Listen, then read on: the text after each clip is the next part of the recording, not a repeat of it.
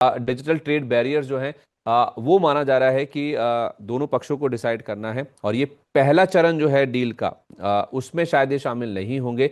और बोला ये भी जा रहा है सूत्रों के हवाले से कि यूएस से जो डेटा सेंटर के लिए खरीदारी है वो काफ़ी भारी मात्रा में हो सकती है। और भारत अपनी जो एनर्जी बास्केट है उसमें विविधता ला रहा है, ताकि यूएस से जो इंपोर्ट है उसको बढ़ाया जा सके। इसीलिए जो हमारा प्रीशियस मेटल्स का इंपोर्ट होता है यूएई से, उसको भी हमने काफ़ी हद तक चेंजेस किए हैं उसमें, ताकि यूएस से ज़्यादा इंपोर्ट हम कर सकें। जो नॉन मरीन एग्री एक्सपोर्ट है वो $1.3 बिलियन के सरप्लस पर रहा है यूएस से।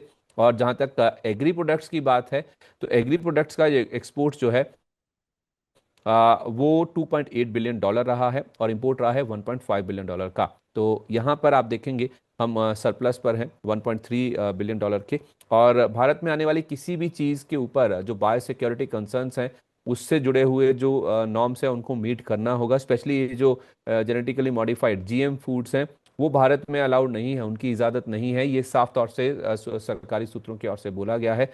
और यूएस से जो चुनिंदा एग्री प्रोडक्ट्स हैं उनका कोई भी इंपोर्ट जो होता है वो टैरिफ रेट कोटा के हिसाब से होता है, यानी कि एक लिमिटेड मात्रा में टैरिफ के हिसाब से कोटा तय किया गया है, जिसके तहत आप देखेंगे एग्री के जो प्रोडक्ट्स हैं वो भारत में आते हैं यूएस से, अगर वो इंपोर्ट होकर आ रहे हैं।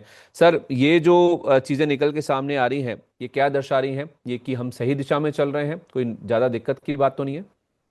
ज्यादा तो कोई दिक्कत की बात नहीं है, ये सही दिशा में है। कुछ कुछ एक स्टार्टिंग का ट्रेड डील अगर हो जाता है तो वो मार्केट के लिए थोड़ा पॉजिटिव ही रहेगा।